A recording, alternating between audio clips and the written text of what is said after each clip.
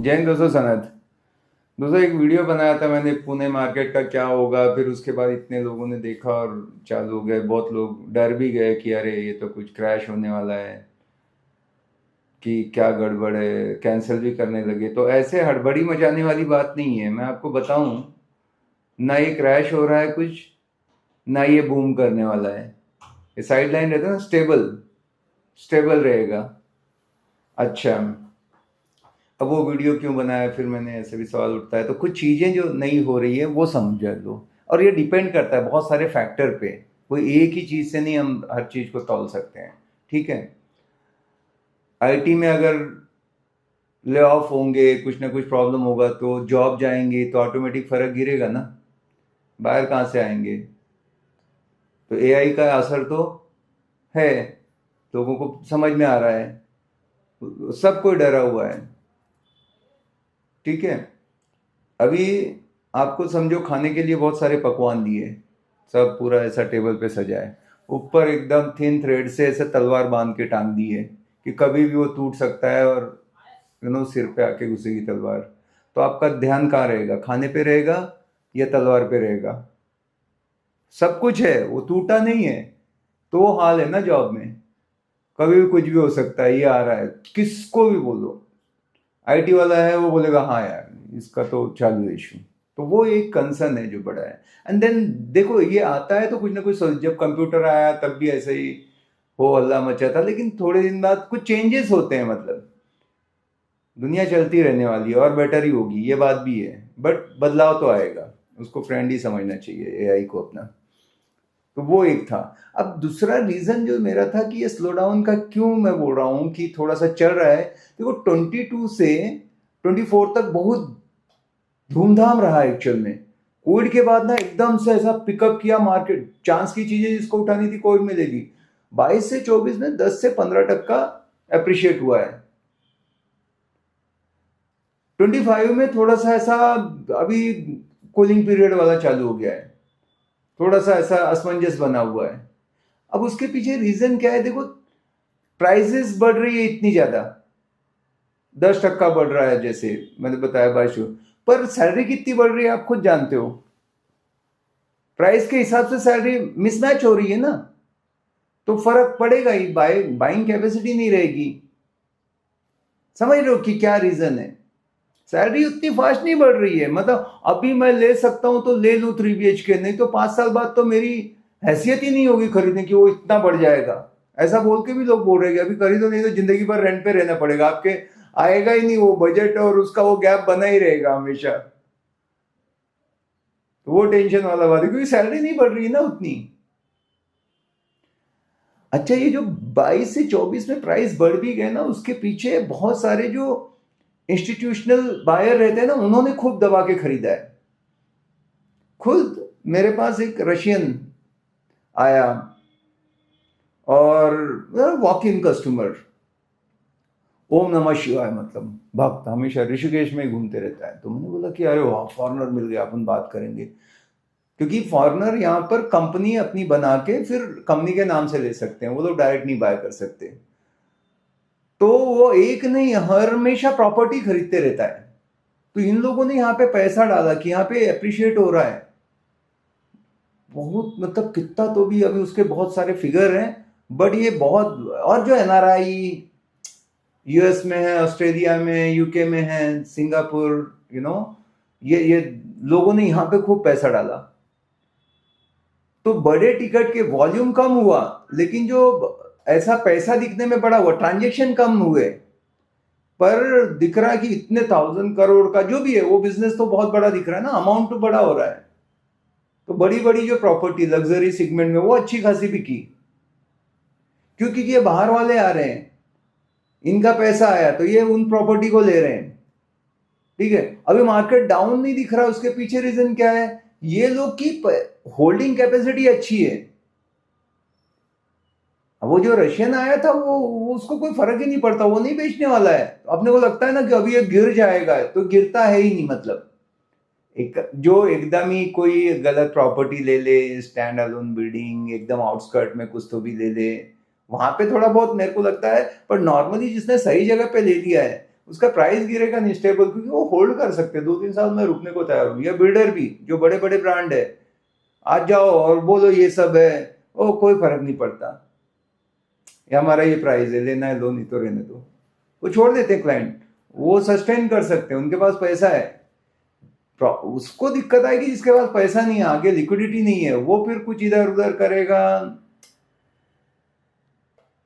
फिर वो channel partner को बांटेगा। मेरे पास कोई आया था, वो स्टार्टिंग नॉर्मली ऐसा रहता है 2% से स्टार्ट होता है, भाई इतना ट्रांजेक्शन करोगे 3% 4%, शुरुआती 4% लो, क्योंकि अब कौन बढ़ा के देगा बोलो ना, ज्यादा पैसा कौन बांटेगा, जिसका बिक नहीं रहा है ना, जिसका बिक रहा है वो तो खड़ा भी नहीं होने देगा,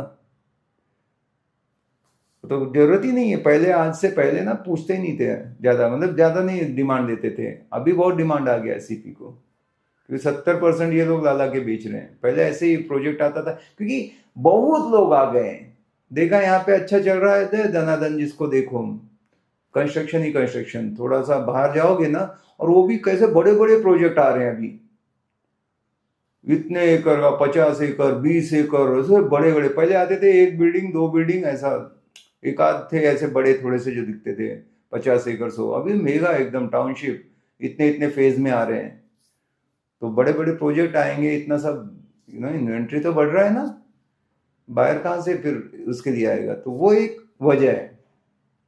और थोड़ा सा इंफ्रा भी अपना डिले ही है, हम जानते हैं ट्रैफिक कंजेशन का प्रॉब्लम कितना है अपने को। रिंग रोड अगर आ जाए तो बहुत अच्छा होगा, मेट्रो का जो फेज 2-3 की बात कर रहे हैं, इससे थोड़ी सी सहूलियत हो, इंफ्रा थोड़ा सा बिल्ड हो, कि बाकी शहर से जो अभी जो लोग ना बोलते हैं बैंगलोर निकल जाएं, हैदराबाद निकल जाएं, दूसरे दूसरे जगह, वो उनको यहाँ सही लगेगा ना, ऐसा कुछ इंफ्रा अपन बना पाएंगे तो ठीक है। तो ओवरऑल क्या है कि डरो मत, जिसको घर चाहिए लेते रहो, नेगोशिएट अच्छा करो।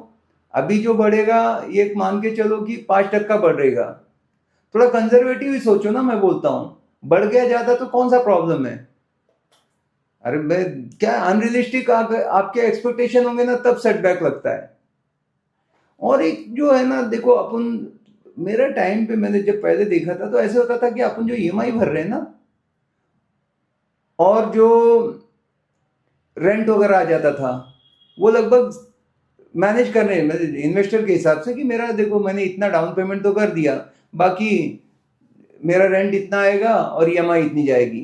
तो थोड़ा सा अपना इंडिया में ना, बाकी जगह पे मैंने देखा हाउसिंग के जो अदर कंट्रीज में बहुत कम है, ना के बराबर है इंटरेस्ट रेट। अगर ऐसा यहाँ पे 1% और कम कर दे, 6% में आपको मिलने लगे, मौज आ जाएगी, कि वो थोड़ा सा नजदीक रहे अपने ईएमआई और रेंटल, तो देखना लोग डालेंगे ना पैसा, क्या जाता है। और सबको शौक है कि मेरे पास ज्यादा प्रॉपर्टी होनी चाहिए, जो मोह माया ना, किसको भी लगता है यार अपना, पहले के लोगों को यही रहता था ना, जितना बड़ा राजा चक्रवर्ती, बस जितने बड़ा उसका एरिया रहेगा, उसके बाद जमींदार जिसकी जमीन रहेगी। तो ये रियल एस्टेट का हमेशा दिमाग में अपने रहता ही है, जिसका जितना बड़ा घर वो उतना अमीर, 4 BHK 2 BHK, बस वो रहता है भाई मेरा 4 है, अकड़ रहती है ना। तो ये हमारे जीन्स में है कि हमको ऐसा अच्छा लगता है, प्रॉपर्टी तो खरीदना अच्छा लगता है, लोग डालेंगे वापस से पैसा, पर कुछ चीजें हैं ना छोटी छोटी, वो ठीक हो जाए। और ये यहाँ के लिए, अपने यहाँ के लिए नहीं है, हर जगह के लिए, पूरे ऑल ओवर इंडिया के लिए है। पुणे तो, बैंगलोर पुणे एकदम टॉप पे मानता हूँ मैं तो, यहाँ तो आग मूंद के आप लेते रहो, कोई दिक्कत नहीं है, फ्यूचर एकदम ब्राइट है, आपको सनग्लास लगा के देखना पड़ेगा, ठीक है। खाली एक ही है कि भाई गिरेंगे तो नहीं प्राइस, हाँ रिसेल में होगा, रिसेल में बंदे को जरूरत है, वो बेचारा इंडिविजुअल है, वो देख रहा है, जा नहीं रहा है उसका, वो काहेगा होल्ड करेगा, क्योंकि उसकी ईएमआई हर महीने जा रही है 50,000 1 लाख, तो उसका इंक्रीज हो रहा है, उसके लॉसेस बढ़ रहे हैं।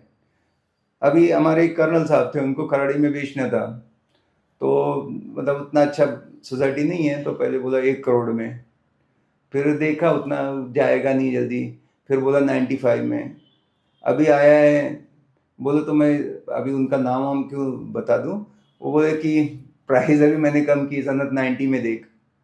तो रिसेल वाले को थोड़ा तकलीफ का काम है ना। तो वो एक चीज को देखना है कि भाई आपने लेते समय थोड़ा सा सही चीजें ही लो, क्योंकि जब झटका आता है ना जॉब वगैरह का, तो जो सबब एरिया है ना उनको फर्क पड़ता है, पर जहाँ पे मेन लोग रहने वाले जैसे विमान नगर, कल्याणी नगर, कोरेगांव पार्क, इनको आईटी बीटी से कोई लेने देना नहीं, वो एंड यूजर है, उनको रहना है, वो लोकल है यहाँ के, मतलब है ना, कोथरोड एरिया। हाँ, पर जो एकदम ततौड़े, पुनावले, वो सब एकदम दूर दूर जाके, वो वागोली के भी आगे आगे जाके, जहाँ ये आईटी में छींक आ गई, थोड़ा सा कुछ हुआ, देखना फिर वहां पे और है क्या, वजह क्या है वहां बढ़ने का, प्राइस जाके लेने का। ठीक है, तो वो देखो, मेन एरिया में रहो, और मेरे ख्याल से सब सिचुएशन वापस एकदम से रफ्तार से गाड़ी दौड़ेगी थोड़े दिन बाद। पर ऐसा नहीं है कि बहुत क्रैश हो गया घबरा जाओ, ऐसा कुछ भी नहीं है। 2 साल तक लोग होल्ड करेंगे, ऐसा स्टेबल रहेगा, थोड़ा बहुत ऐसा सरकेगा, बाद में कुछ ना कुछ वापस से नई चीजें होंगी, और मेरे ख्याल से हम लोग टॉप पे जाएंगे इंडिया में। Thank you.